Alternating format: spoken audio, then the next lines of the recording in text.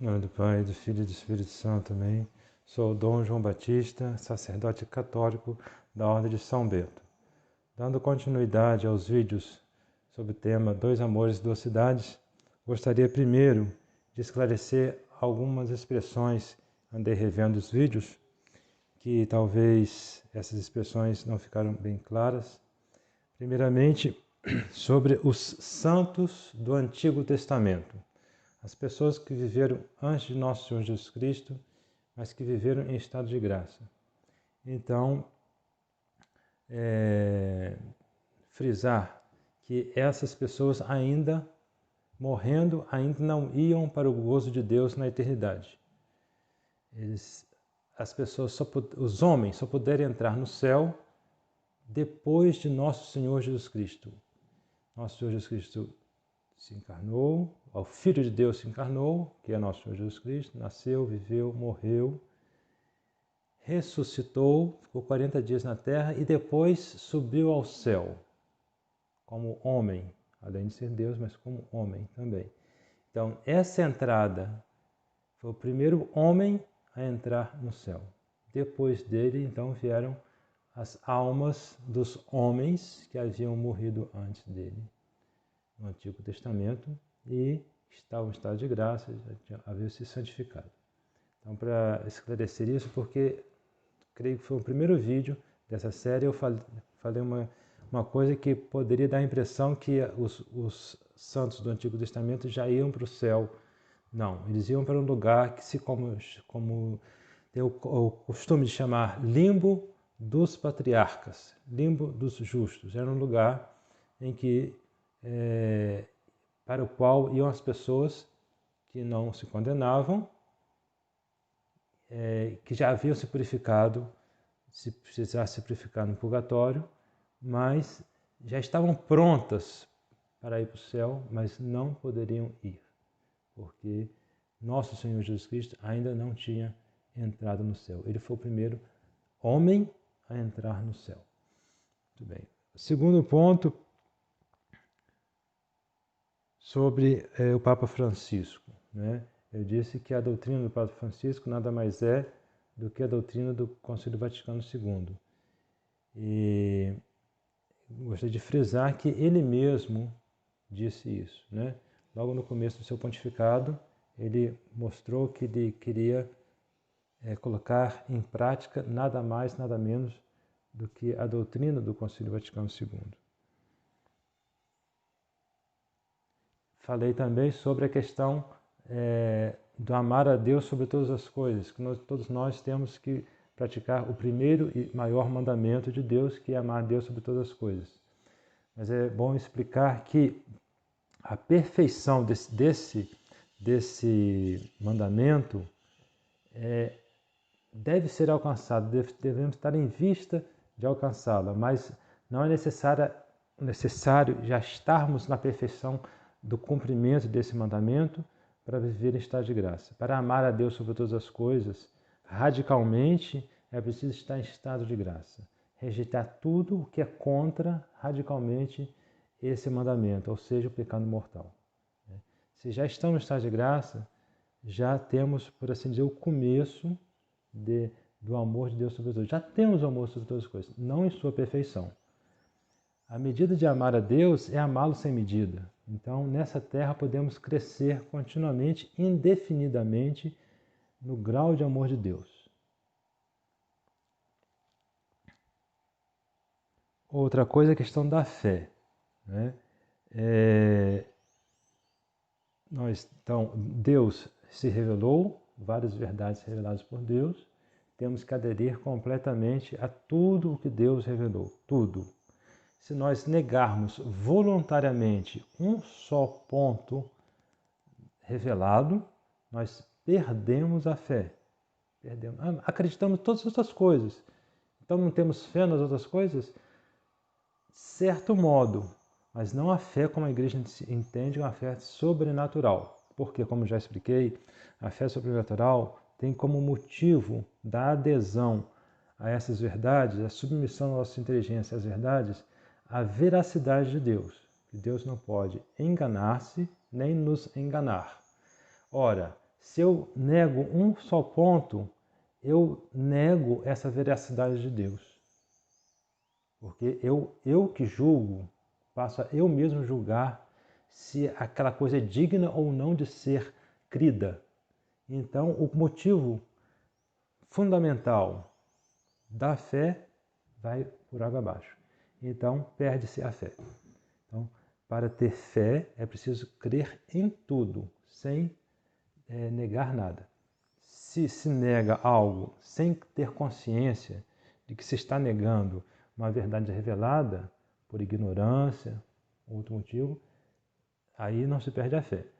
Mas se é consciente de que não quer aceitar uma verdade revelada, que sabe que é revelada, mas por motivo de orgulho, porque não compreendo, não é possível, então perde-se a fé.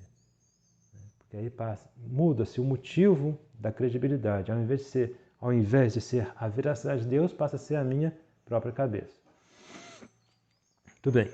Falamos também sobre as diversas reações dos católicos, reações contra o Vaticano II.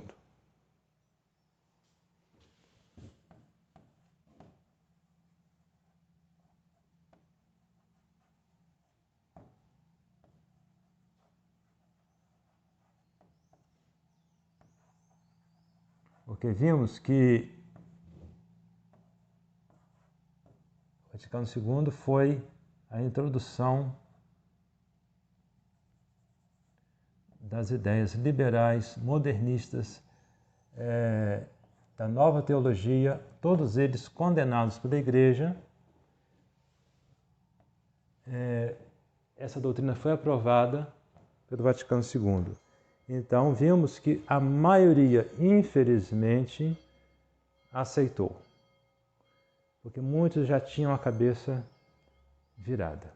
Então, foi uma ocasião de essa abertura ao mundo, amor ao mundo, esse pouco amor de Deus e muito amor de si mesmo.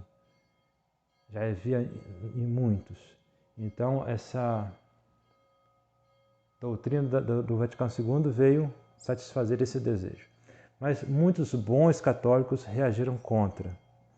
E falamos as várias espécies de reações e dissemos também que a última dessa lista que eu tinha dado que era a reação correta.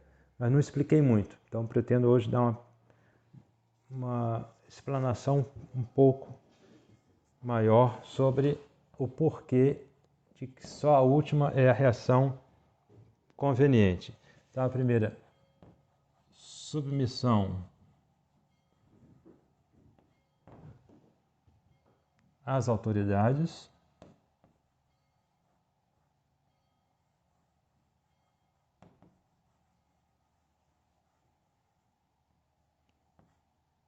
São daqueles que reagiram contra, mas sob a pressão da autoridade cederam. A pessoa está mandando, eu sou súdito, ele é meu superior, o problema é dele, a responsabilidade é dele, eu tenho que obedecer. Então, quanto a esse ponto, é bom saber que a Igreja nunca ensinou que o súdito tem que obedecer quando o superior manda algo contra a vontade de Deus. Então, o problema, provavelmente principal, dessa atitude dos católicos foi porque eles não viram claramente que os superiores estavam fazendo um abuso de autoridade, ou seja, estava forçando os súditos a fazerem algo que era contra a vontade de Deus e que, portanto, os homens que tinham autoridade não tinham o direito de fazer isso e os súditos tinham o direito de não obedecer e o dever de não obedecer, para obedecer à autoridade superior, que é a autoridade de Deus. Então, infelizmente, muitos não viram a gravidade do que estava em jogo, a gravidade dessas ordens dadas por esses superiores. Então, acabaram se submetendo. Pode ser também que a causa foi uma causa mais triste, que seria conveniência. Conveniência, ou ficar contra o meu superior, ou ficar sem apoio, sem dinheiro, sem situação. Então, comodismo. Pode ser. Seria uma causa mais grave e menos digna de um cristão.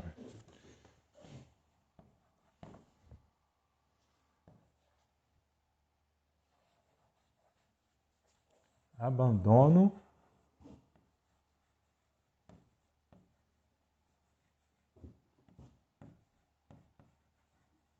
da Santa Igreja. Então, muitos se escandalizaram vendo o que o Concílio Vaticano II estava trazendo e a conclusão, a Igreja errou, a Igreja está errando, essa Igreja não é mais a Igreja de Cristo e vou para outro lugar, vou para os protestantes. Os pastores protestantes falam de Deus, falam do inferno, falam do céu, os padres só falam de comunismo, a felicidade nessa vida. Bom, então vou para os protestantes. Outros não acreditam em mais nada, cada um fala uma coisa, os padres mesmo, cada um fala uma coisa, o bispo fala cada um uma coisa, há uma contradição, já não sei mais o que é certo e o que é errado, eu vou embora, eu não acredito em mais nada. Perderam a fé. Abandonaram a igreja. Então, perderam a fé na divindade da igreja, às vezes até perder a fé no próprio Deus. Né? Então, é bem claro que uma coisa é a alma da igreja, na qual estão os ensinamentos do nosso Senhor. Esses ensinamentos devem ser transmitidos pelos papas, pelos bispos, pelos sacerdotes. Esses homens podem falhar, sem que isso implique uma falha na igreja, na Santa Igreja. Né? Então, ficar firmes no que a igreja sempre ensinou, recusar o que os homens da igreja estão ensinando e não o que a igreja está ensinando agora, de errado, e botar nas mãos de Deus o dia que as coisas vão voltar à sua normalidade. Terceira, sede vacantismo.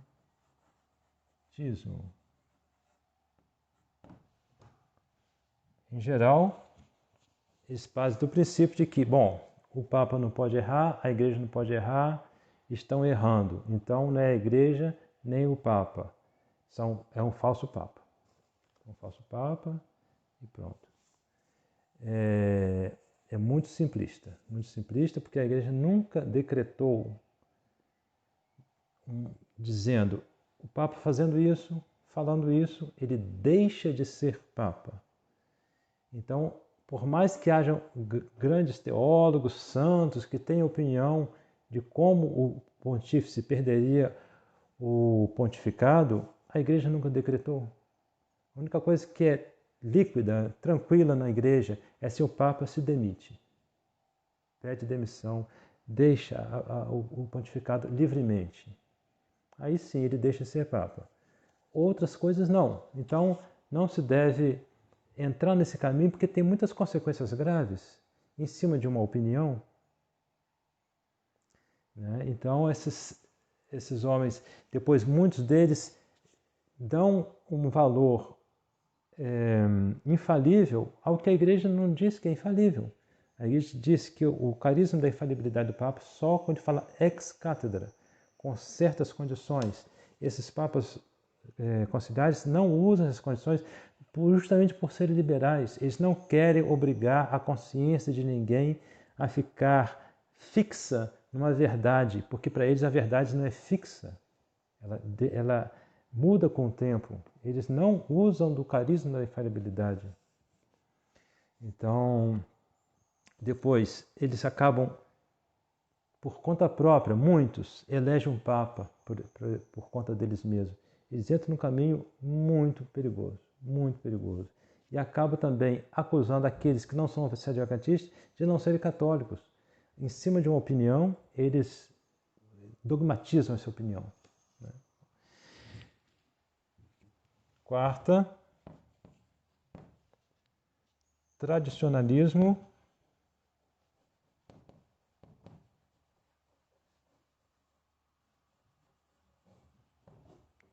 oficialista.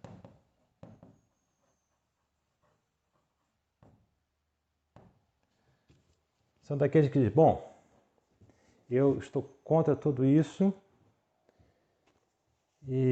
mas se o Papa me permitir de fazer o que eu quero, que a Igreja quer que faça, eu estou satisfeito e pronto. Não querem combater o mal. Se contentam com o bem sem combater o mal.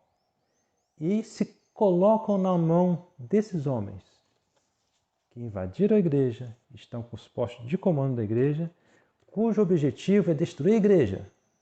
Isso tem que ser bem claro na nossa mente. O objetivo deles é destruir a igreja, é ser contra nosso Senhor. Eles têm uma autoridade verdadeira nas mãos, mas utilizam pessimamente. Se nós nos colocamos nas mãos deles, mais cedo ou mais tarde, eles vão nos conduzir no mesmo caminho que eles estão. Então, longe deles. Então, esse é uma ilusão. Isso aqui é uma ilusão. E a quinta, finalmente, penso em deixar para o próximo vídeo, dizendo a atitude que é a mais correta, que é a correta diante do Vaticano II e de suas reformas posteriores.